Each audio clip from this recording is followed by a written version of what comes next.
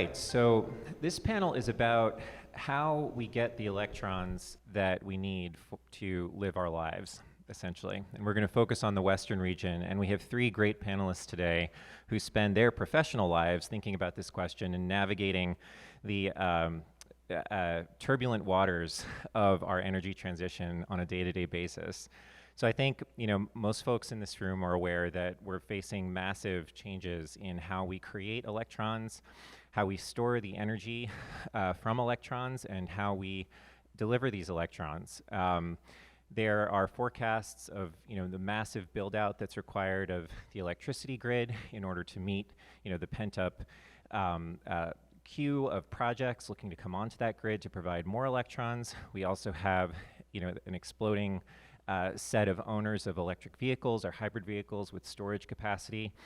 We also have about 30% of installed capacity or 30% of generating capacity of solar being residential. So, we're creating electrons where we live.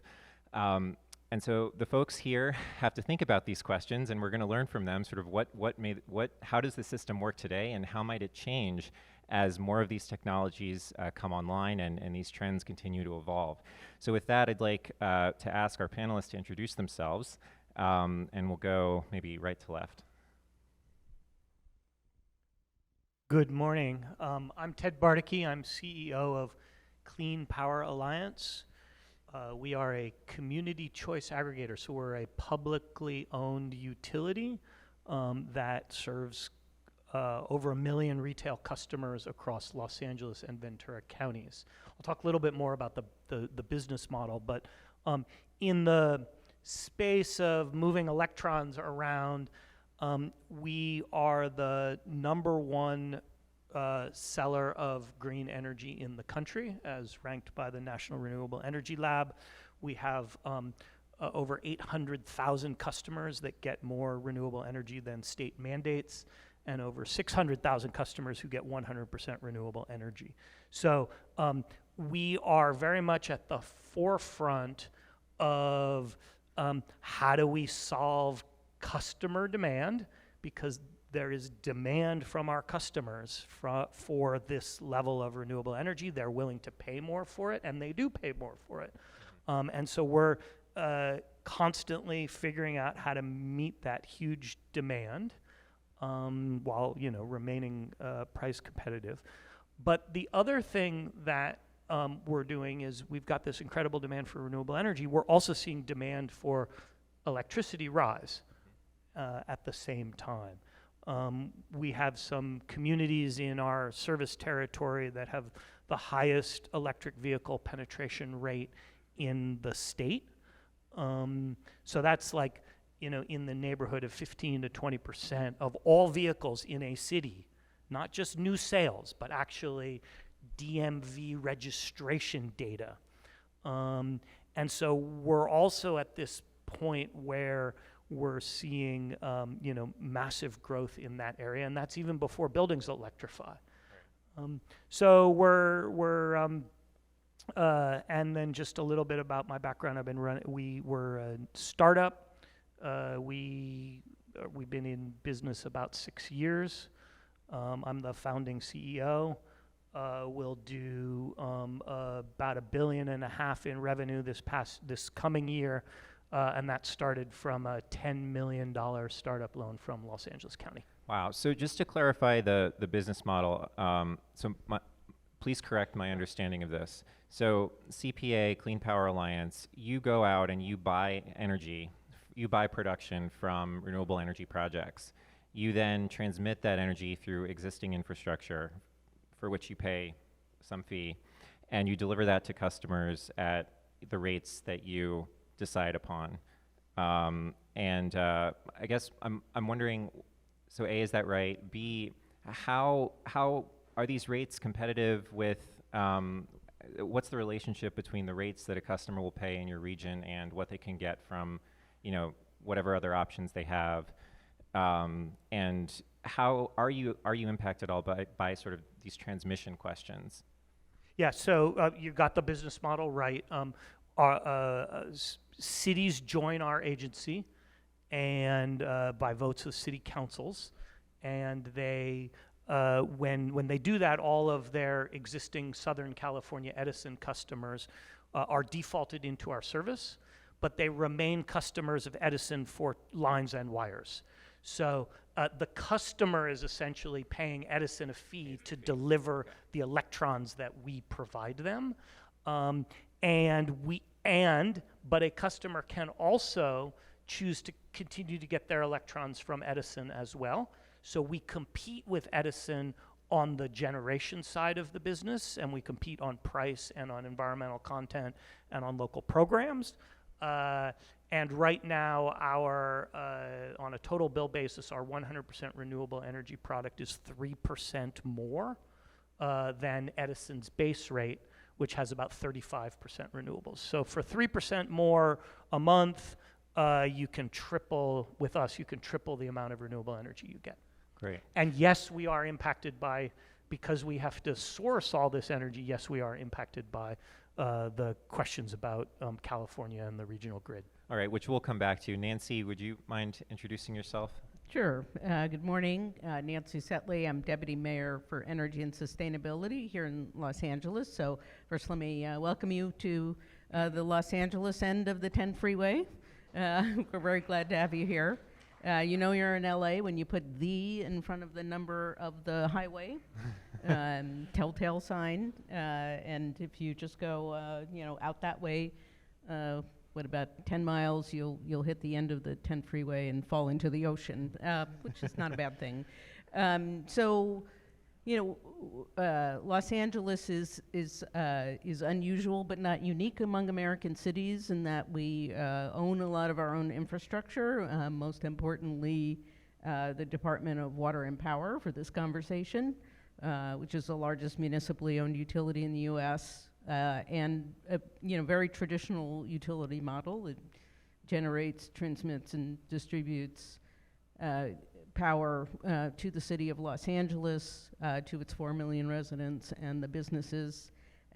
We are in the midst of a major transformation of the power grid to 100% clean energy by 2035. Can I clarify one thing, Nancy? So you own the generating assets, you own the infrastructure that delivers the electrons, and you have that direct ratepayer agreement with your consumers. Absolutely. Okay.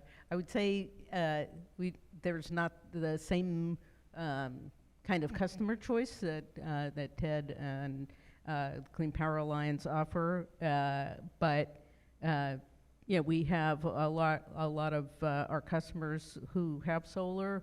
Los Angeles has been the #1 solar city for probably the last decade, at least as long as they've been ranking cities.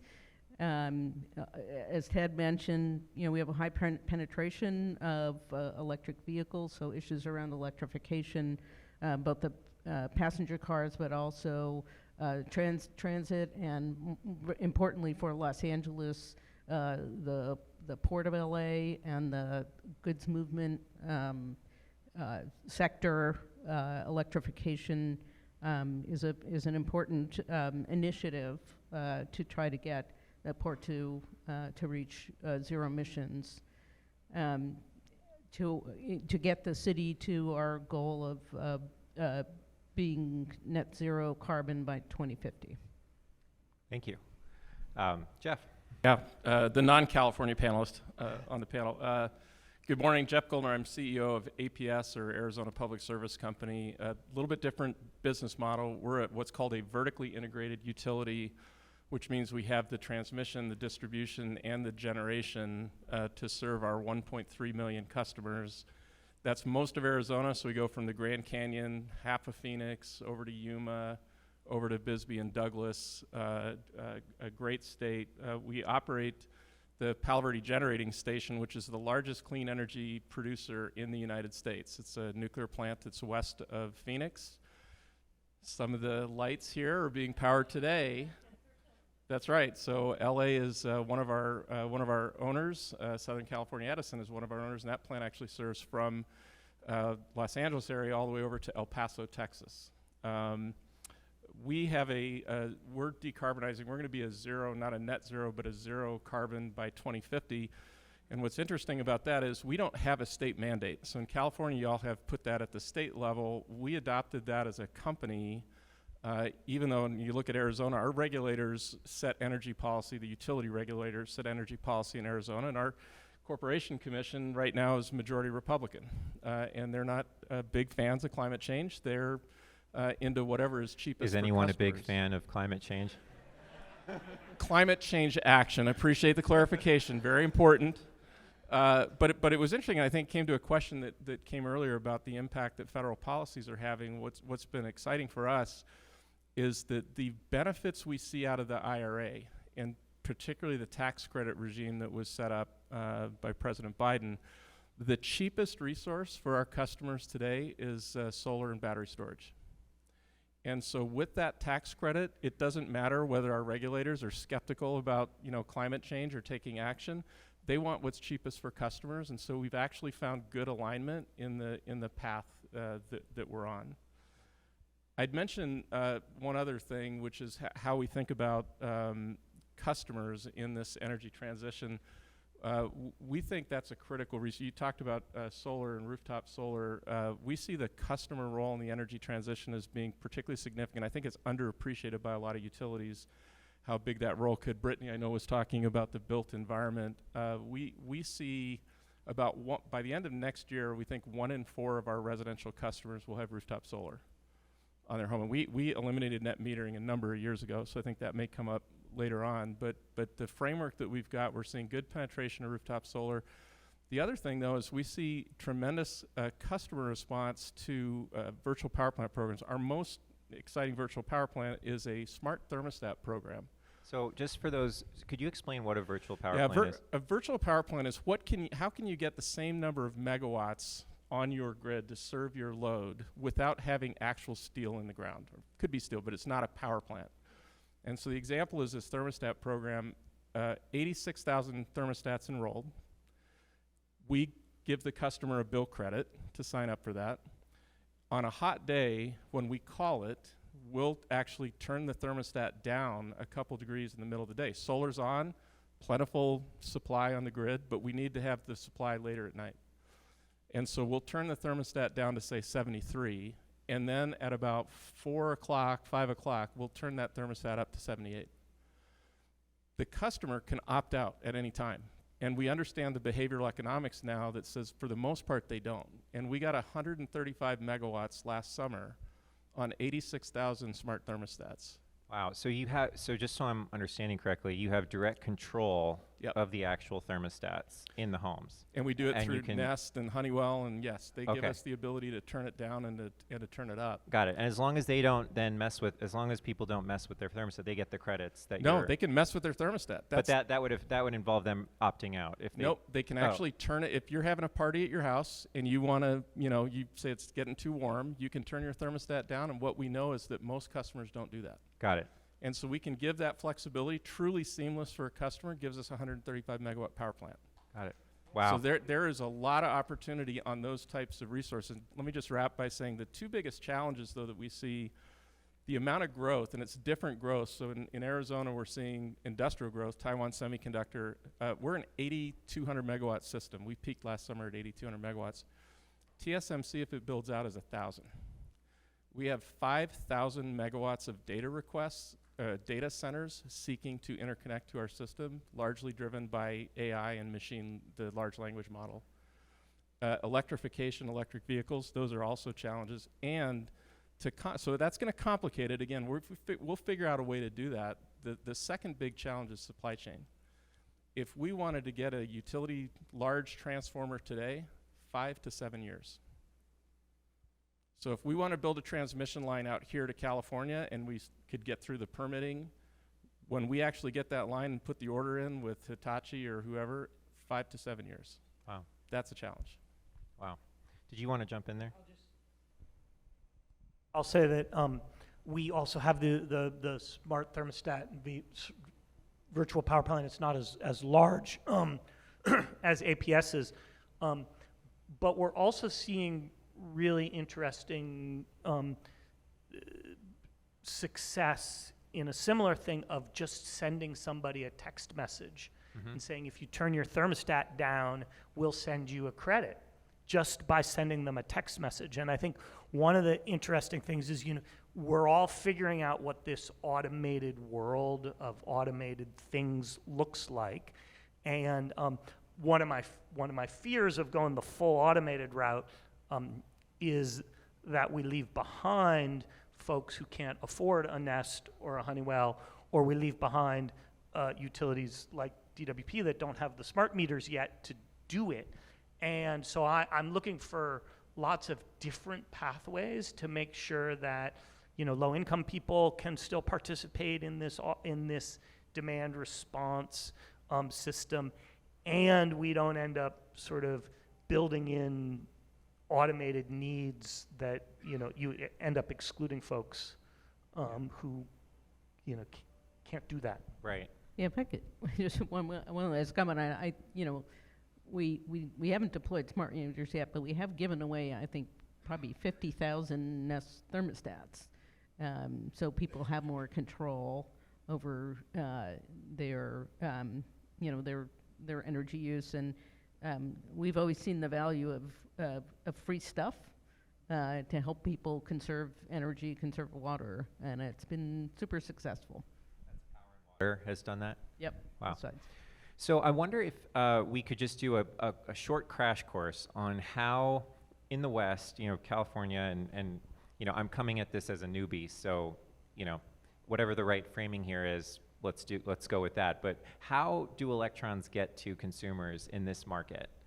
So they're where are they produced? By what market mechanisms are they then delivered to the customers who need them, such as this building? Yeah, maybe I'll Please, start. yeah. So, because LA has, for many decades, been in partnership across the West to serve the needs of the city of Los Angeles. So, Jeff talked about Palo Verde.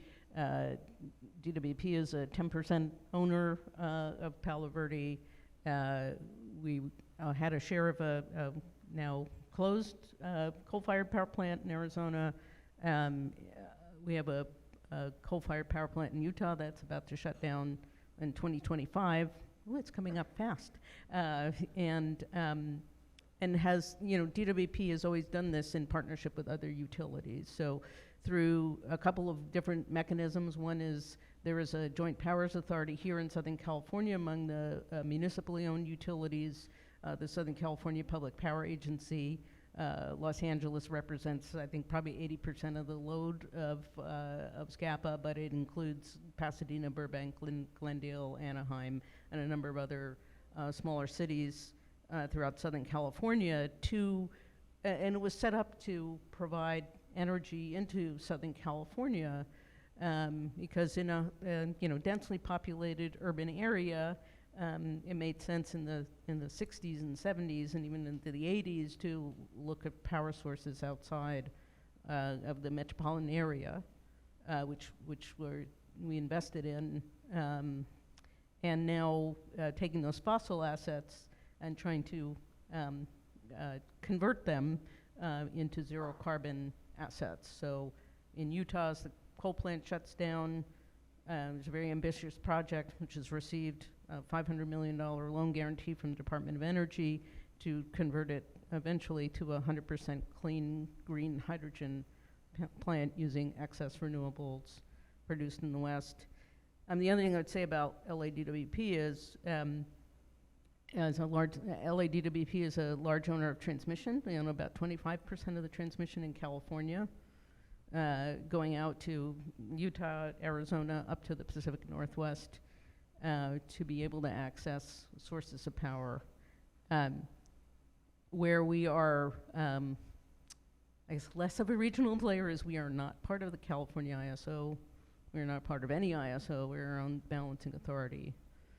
So our market interactions are largely through these kinds of agreements we've had for many years, although now there are two markets that were electricity markets that have been set up recently, the energy imbalance market, which is more shorter term when there's excess generation moving it around to the right place, and the energy day ahead market, so to try to make longer term market transactions. And DWP is part of those And so markets. we are part of those. And now, and over many years, you know, when it was how many days of over 100 degrees or 110? A lot. A lot. We've sold power to Yeah. into Phoenix and in Arizona. We've sold power to the California ISO to during some of the peak periods. So we've had a long history of cooperation and collaboration with utilities across the West. Got it. Okay. Yeah, just Jeff. so the first thing to think about is the Western interconnection is one of 3 interconnections in the U.S. So everything in the Western interconnection is electrically aligned. So we operate at the same frequency, we operate at the same kind of voltage at the high voltage level. And same in the Eastern interconnection. There's not a lot of connectivity between the two. And when you say interconnection, you're basically, that's a concept that just refers to anything that's connected It's to anything the else. grid. That's the grid. It's the So grid. there's It's all west, the power east. plants, Yeah, all sort of the Whoever doesn't matter who owns it. doesn't matter who owns it. Electrically, the Western interconnection is one big machine. The Eastern interconnection is one big machine, and because Texas is Texas, it's its own machine. And there's not a lot. There's some connectivity between the two, but not a lot. Within that big grid, you have what are called balancing authorities, because we have to keep supply and demand balanced instantaneously. Supply always has to meet demand. If there's too much supply, voltage drops, bad things happen. And so you're always balancing. That's what a balancing authority is. We at APS operate a balancing authority for that kind of whole Phoenix area. Our neighboring utility, Salt River Project, operates their own balancing authority. California ISO is a balancing authority that's really big. So it operates most of the state of California is within the ISO as an independent system operator. So they're basically their own balancing authority. And they balance supply and demand in real time. The trick is, how do you talk between the balancing authorities? Because within our own BA, balancing authority, we dispatch our power plants the most economic way. Solar comes in, we take it. Wind comes in, we take it. Demand starts to get more than the solar and the wind, we got to put gas on, baby. And so you're always doing the most economically efficient for customers way of doing it. The bigger your footprint, the more economical it is, because there are other power plants outside your area that might be cheaper than running your next unit. And so that's what these markets are doing right now, is we're almost everybody in the West is in a market that California ISO runs called the Energy Imbalance Market, which actually allows California to have significantly more renewables online than they would if they didn't have the support of the rest of the region. And Could so you explain that one more time, Jeff? I'm not sure Yeah. I fully caught that concept. So renewables come on and off, right? When the sun goes down, you got to have something to meet demand. And if you're just in California, that may mean you have to keep wouldn't be a coal plant, but you'd have to keep a gas plant that needs time to warm up, probably running when you don't otherwise need to. And so if you can rely on a bigger market, you can take access to some of those cheaper power plants that are like, we have a lot of quick start, so we'll fire up a quick start gas turbine and run it to help shape the renewable needs in California. And so we're able to do that with price signals. You'll send a signal that says how much is that worth, and then we'll decide whether it's us or Pacificor or somebody else that can fire that up. Yeah. And I think there've been sorry. Sorry. I think there've been times during the year in California where there's actually more renewables on the grid than there is demand for any energy, and so some place for that to go to make it efficient. I hate to say this real quick. Data Yeah. centers. We turn our solar off, and Yeah. you guys pay us to take your stuff. Yeah. Yeah. Yeah, I mean, but that's why we needed to have some more organized markets, because there were crazy things like that happening where, what they call in the energy business negative pricing, which is we paid you to take our solar. And I'll just take it one step further, which is, folks may not realize, but on an annual basis, California imports 30% of its electricity consumption, or its electricity demand, comes from out of state. And yet, we talk about you know, 100% renewables and carbon-free in California, and you know, we still rely on the other Western states to keep the lights on. And so when we talk about market integration, it's... Can I clarify yeah, one thing? yeah. When you say 30% comes from out of state, are you speaking purely geographically? Because it's DWP, do you own assets that are out of state, Yeah, we right? own assets out of state. So it's Yeah, state-owned so- entities, or is it just Yeah. It's geographic just- where the electrons are It from? include, like, that Okay. calculation includes Yeah. the stuff that DWP brings from Got it. out of state. It includes the stuff that we bring from out of state. I mean, we have a 350 megawatt wind project in Arizona, just on the other side of the Hoover Dam, right? That's in Arizona. But there's all this electrical infrastructure around the Hoover Dam that we tap into and bring it into. So the point about the sort of the regionalization of this electric grid is it exists today. Yeah. 30% of our electricity in California comes from out of state. The question is, are we getting it in the best way, the most reliable way, the cheapest way, the most efficient way? Because we could do all of that, but that if we don't do it in the right way here in California, we could end up importing lots of stuff that California politically has said that it doesn't want, like more coal or, you know, eventually more gas. But even, yeah, but if you're buying power in the wholesale market, or you are generating power for the wholesale market, there is a price on carbon.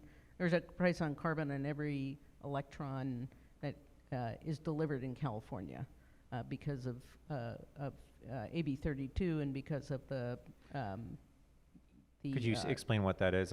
Nancy, what sure, did you just refer to? California's greenhouse gas emission law puts a cap, the regulations put a cap on carbon produced from power generation.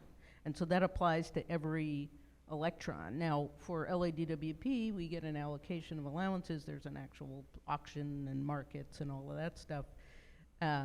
But if we buy or sell on the wholesale market, we have to attach the carbon price to that, whether it's carbon-free or not, right? If it's carbon-free, you're not paying it, but it still exists. Yeah.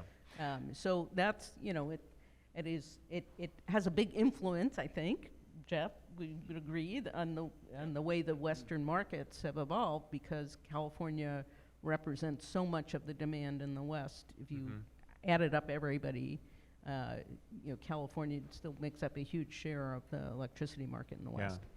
So I'd love to ask a question and develop an answer collectively here. If I could ask you guys to put yourselves 10 years into the future and think about, you know, what the grid, we just described a structure of how electrons are generated and the businesses and the ownership structures and the markets that have developed around this. At the same time, we have these sort of mega trends, you know, the most prominent being the declining cost of solar and the growth in solar capacity. You also have, you know, it looks like we're about to see a very similar pattern with batteries. You also have EV ownership, which is its own source of battery, you know, potentially, very likely. So what do you think your businesses look like in that future where we have massive amounts of solar? It's very, very cheap, and we're maybe using those electrons for things that we wouldn't even have thought of maybe today, like providing heat for, you know, heat batteries for industrial processes, or making lots of hydrogen with it because it's so cheap and we have so much of it that would be curtailed otherwise. Like, what is that grid delivery system look like? Jeff, start with you. The most important research that we could do on the grid today is called long duration storage. And it's for exactly that kind of issue about the amount of solar that we are building out in the West. And there's tons of solar in Arizona. It's great solar intensity, and a lot of it is actually from California owned. But think of a day in April. There's no air conditioners running. The demand on the system is the lowest that we see during the year, and yet the solar intensity is typically very good. And so we're going to be producing far more solar than we have load to serve. That's what turns prices negative. There's more supply than there is demand. batteries are great. So what batteries let us do is store some of that for a few hours and then dispatch it kind of later in the evening when it goes down. Batteries don't get us energy from April into July. And so this technology need of solving long duration storage is the most critical thing that we have to focus on to get that grid of the future. Because if you just build more solar today, it's just going to get curtailed. The asset utilization, we already have solar assets, utility scale assets in our system that we do not run for large periods of the year simply because there's no place to put the energy. Mm-hmm. So what do you think, asking then, now I'm sure in your position, you've thought about you've looked at some of the startups that are on the horizon, like Form Energy, and you've looked at hydrogen. You probably get any number of proposals to partner with companies like that because they know you've got this, you've got all this solar that's you have that need. From your position and what you've seen, where would you sort of place your bet in terms of the technologies that are likely to solve that problem?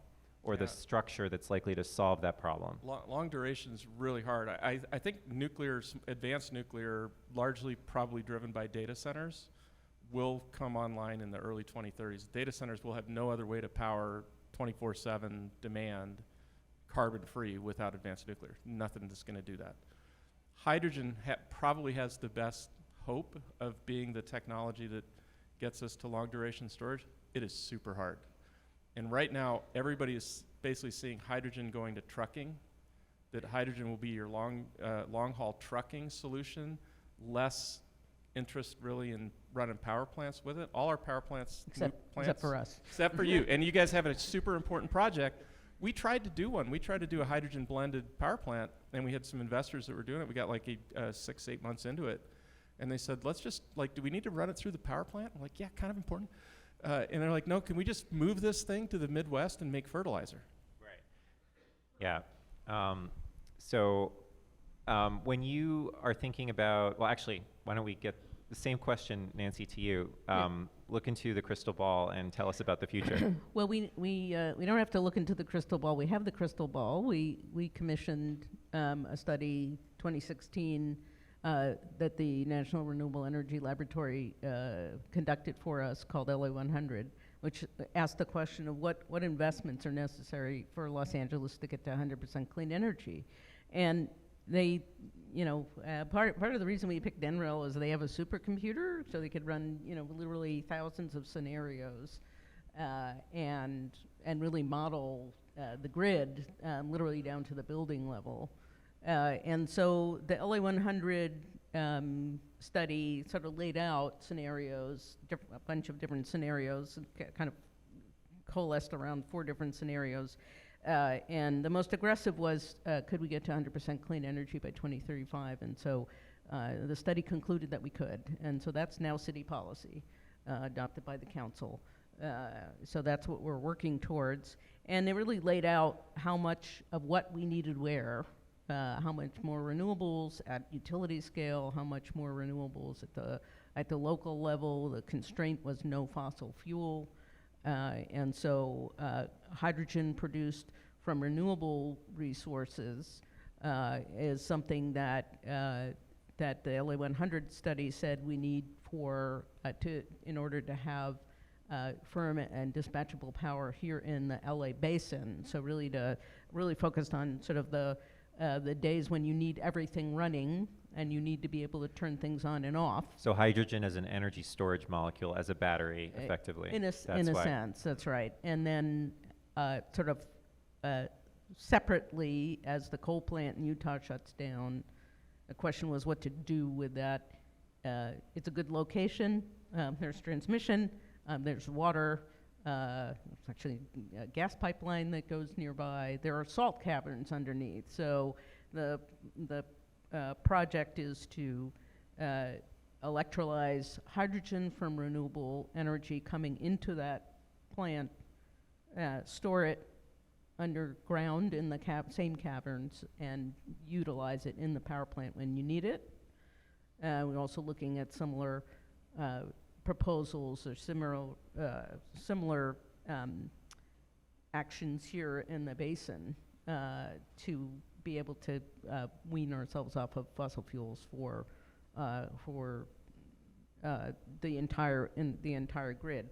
And then, looking at what other opportunities there are for storage. There's other technologies that are being developed, direct air capture.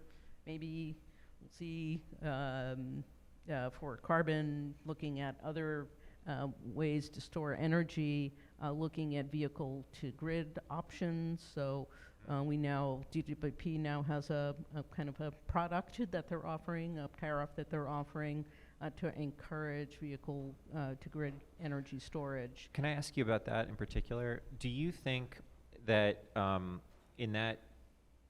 you think that the basically the EV fleet will effectively be a utility scale battery and will be used as such on the grid? Like we won't know till we try. And so that's, I think, what everybody is, I don't want to speak for Jeff, but I think that there are a lot of folks who are looking at different models about how we can try to do vehicle to grid that makes sense. I think we would be starting out at sort of the larger scale. So, buses, trucks, those kinds of things. I mean, and we'll see. So I'll answer your question in a bit of a different way. So I kind of think about what's the nightmare scenario and what's the utopian scenario. And of course, because this is the real world and real life and we're all real people, it will be somewhere in the middle, right? But the nightmare scenario is we sort of keep doing what we've been doing, which is taking 10 or 12 or 17 years to permit and build transmission lines. We keep building more cheap solar without anywhere to put it. We take these new technologies like electric vehicles and just plug them in at any time of the day and just hope that the juice is there. Same with our water heaters, same with our new heat pumps for space heating and space cooling. And things like hydrogen just end up moving carbon emissions from one place to another, but don't actually reduce carbon emissions because so there is and we have offshore wind that becomes a new high-speed rail boondoggle. So that's the nightmare scenario, and it is entirely possible and it is likely that some of those things will happen. Yeah. The great scenario is that we integrate the Western grid, we learn how to build things faster, particularly transmission. We don't end up in a position like we have in California with housing, where we just have such a deficit that we can never build our way out of it fast enough. But we figure that out across the West with transmission. And what that enables is all of these great things, whether it's technology or how consumers operate, to be seamlessly integrated into that wider system. Because there is no silver bullet to this, but if we have a lot of little pricks or bows in our quiver, or whatever that metaphor is without using guns, we will have a wonderfully operated zero carbon system. It's going to be somewhere between those two. So